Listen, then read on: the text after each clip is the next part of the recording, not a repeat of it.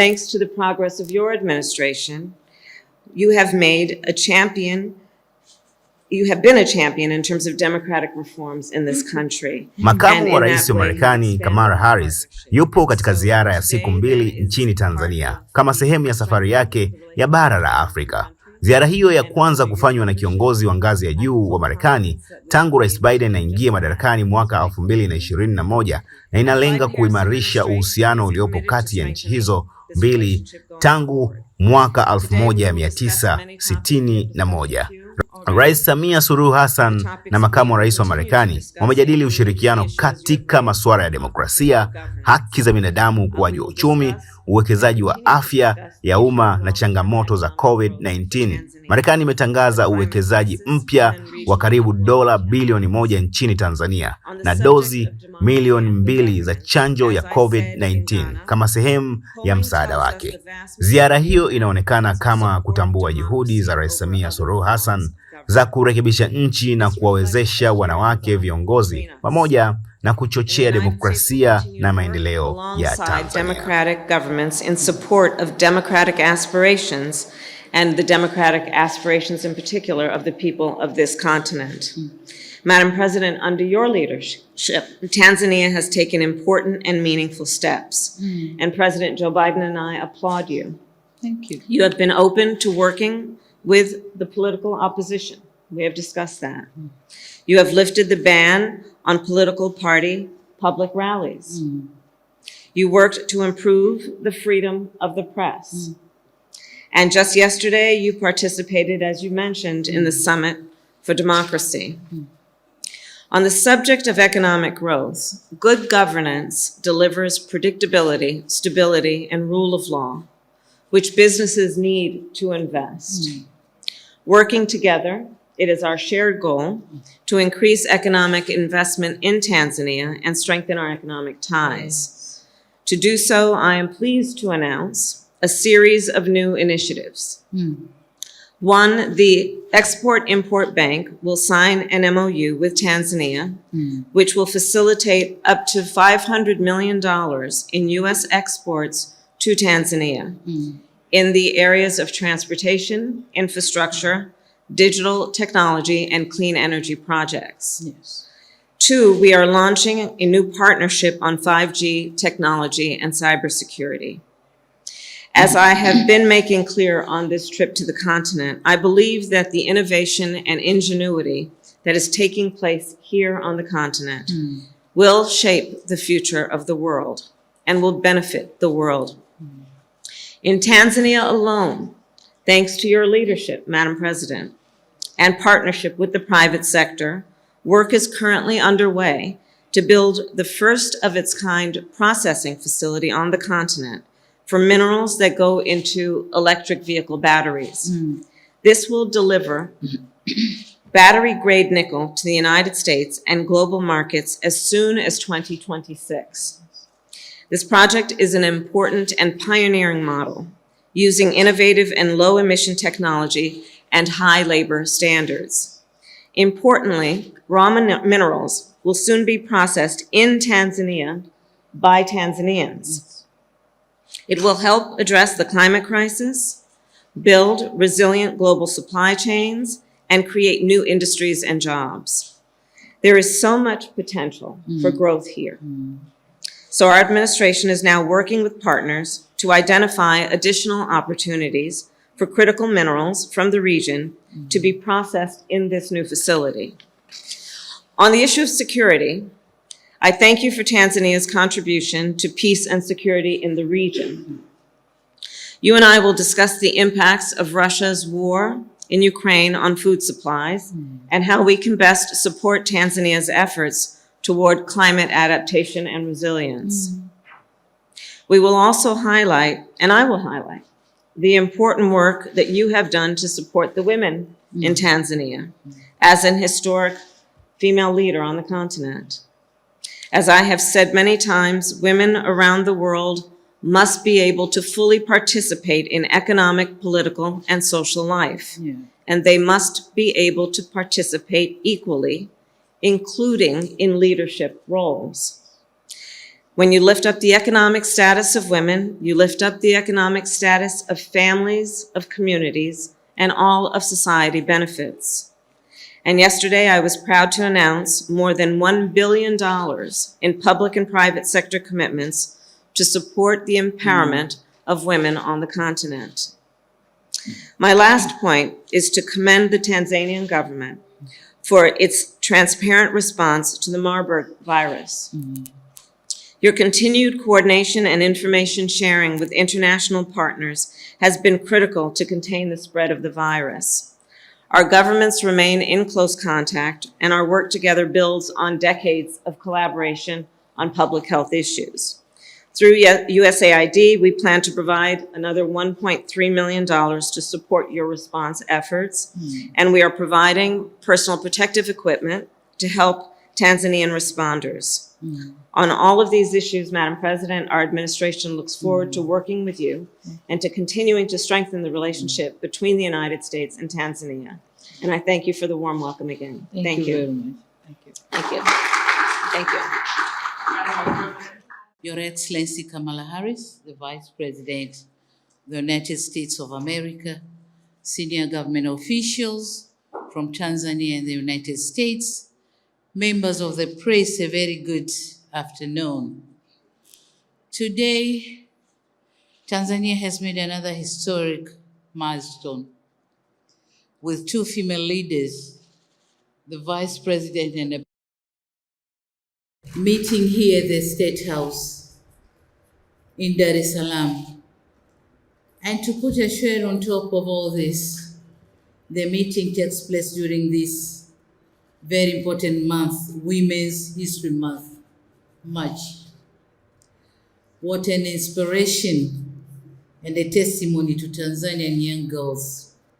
I truly thank you, Madam Vice President, for honoring my invitation and coming to visit me. Karibu sana, you're welcome, very much welcome.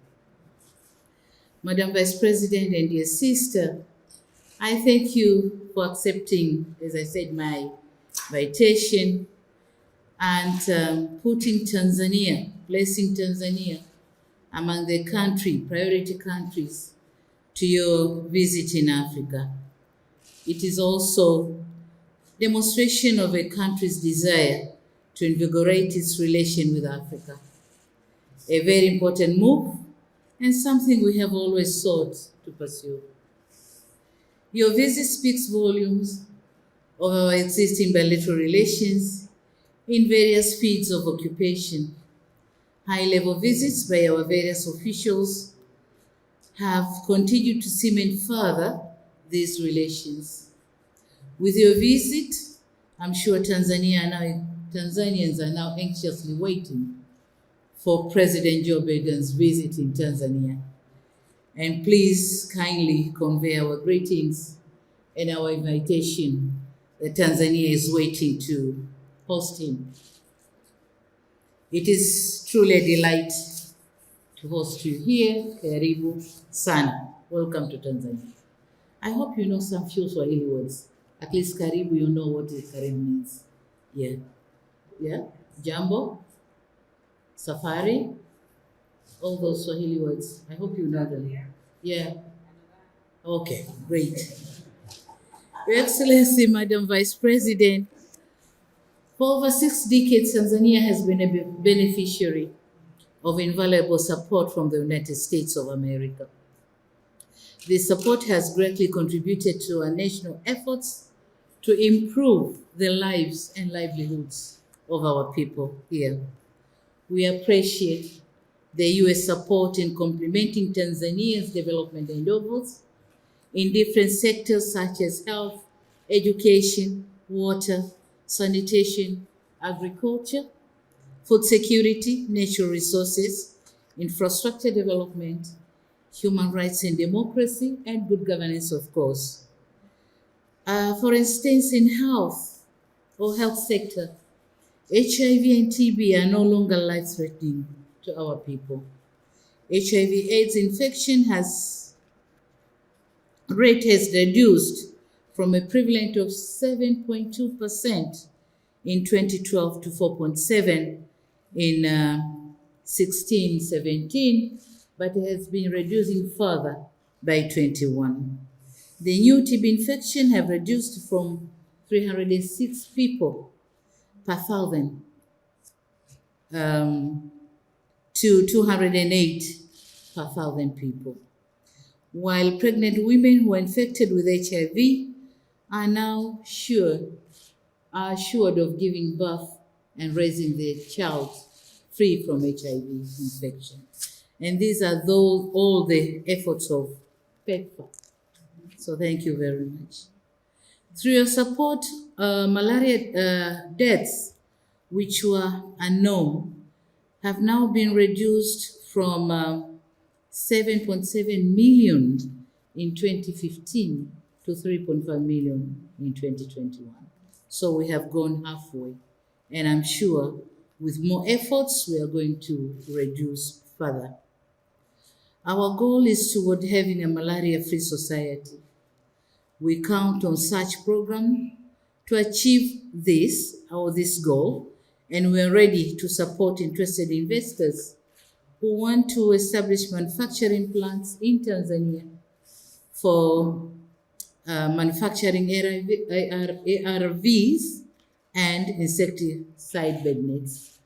We are very keen on such investors. And this is because we want to shorten the supply chain. If they're produced in Tanzania, then the supply could be very easy. Madam Vice President, as the world is grappling with food insecurity due to drastic climate effects, Tanzania is grateful to the US government for reinstating it to the Feed the Future program, Feed the Future initiative. This move have come at an opportune moment given our national agenda of boosting agriculture-led economic growth by transforming the sector. So the government of Tanzania commends the initiative and commitment by the government of the United States of America towards strengthening ocean governance and sustainable utilization of blue economy resources in Tanzania. I'm informed that our dear gentleman is going to launch the US project on Respect the Ocean, or Swahili we say Heshimu Bahari, Respect the Ocean, today afternoon. I think he's doing it now. This will indeed complement our efforts in promoting blue economy related policies and initiatives in Tanzania. We particularly welcome cooperation in following areas: fishing, especially deep sea fishing, aqua farming, salt mining, gas exploration, blue tourism, and marine transportation. These are the potential areas of investments in Tanzania with the blue economy. Tanzania still enjoys several other assistance interventions from the great people of the United States of America, such as the African Growth and Opportunity Act, AGOA. We request for an early renewal of AGOA because it is only through business. The business and trade is growing only through AGOA. And so we are requesting an extension of at least, we are aware that this program is going to terminate in 2025, but the African countries, Tanzania one of them, we're requesting for an extension of at least 10 years so that the investors who are now investing in Tanzania, taking advantage of that market, have to be sure of the availability of the market. So if we go up to 2030, that will be great for us. Thank you so much. Madam Vice President, acceptable democratic space has been a major concern of my government. We have endeavored to build a democratic state that upholds transparency and respect of the rule of law. And in this connection, I'm grateful to the President Joe Biden for inviting me to participate in the Summit for Democracy in 2023, which I did virtually. This invitation sends a clear message that the fathers of democracy recognize our efforts in building a democratic nation. As an important partner in our pursuit for democracy and good governance, this recognition from the U.S. leadership means a lot to the government and the people of the United Republic of Tanzania. Madam Vice President and members of the press, it is our firm belief that this visit will not only offer an opportunity for our country to strengthen the existing relation, but also will provide a platform to explore new areas of cooperation. And I understand we have signed some of the memorandum of understanding. Have we signed already? Yes, some of the memorandum of understanding. And these include port cooperation. We have signed on commercial dialogue and information communication technology. We have also signed on information communication technology, commercial dialogue, and port cooperation, 3 of them, of which each one is having a lot in it. I think the technical teams are going to work on them, and we'll see how we start working on them after identification of the issues in the MOU. My most important request now is to ensure full implementation of those agreements. Madam Vice President, I take the liberty of assuring Tanzanian, the commitment of the government of Tanzania in honoring those agreements. So I take the liberty of assuring on behalf of fellow Tanzanians. And last but not least, is the issue of visas to facilitate the movement of people, goods, and services between our 2 countries. And in this respect, Tanzania welcomed the readiness of the government of the United States of America to review the existing visa status to enable the citizens of our 2 nations to benefit for a long duration visa. We believe under this arrangement, our 2 countries will register a significant increase in trade, tourism, and investment. And in conclusion, I take this opportunity to reaffirm Tanzania's commitment to further promoting our bilateral relation with the USA for mutual benefit of our 2 countries and people. Madam Vice President, thank you once again for visiting me and my country.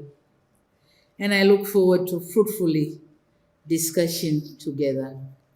Please, you may proceed.